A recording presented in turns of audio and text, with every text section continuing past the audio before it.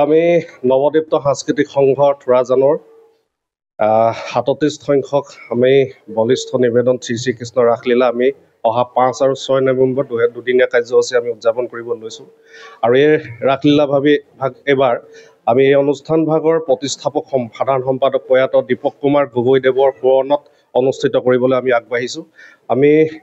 বিগত বৰ্ষতকৈ বা ব্যতিক্ৰমী এইটো কাৰণে আমি ক'ব বিচাৰিছোঁ,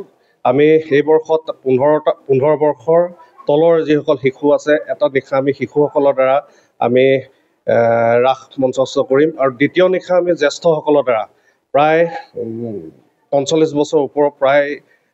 অভিনেতা অভিনেত্ৰীসকলৰ দ্বাৰা আমি দ্বিতীয় নিশা আমি নাট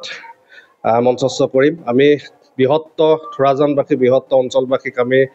5 আৰু 6 নৱেম্বৰ তাৰিখে নৱদ্বীপ্ত সাংস্কৃতিক সংঘ থোৰাজানে আয়োজন কৰা এই ৰাসলীলাক উপভোগ কৰিবৰ বাবে আপোনালোকৰ মাধ্যমৰ জৰিয়তে আমি নিমন্ত্ৰণ জনাইছোঁ।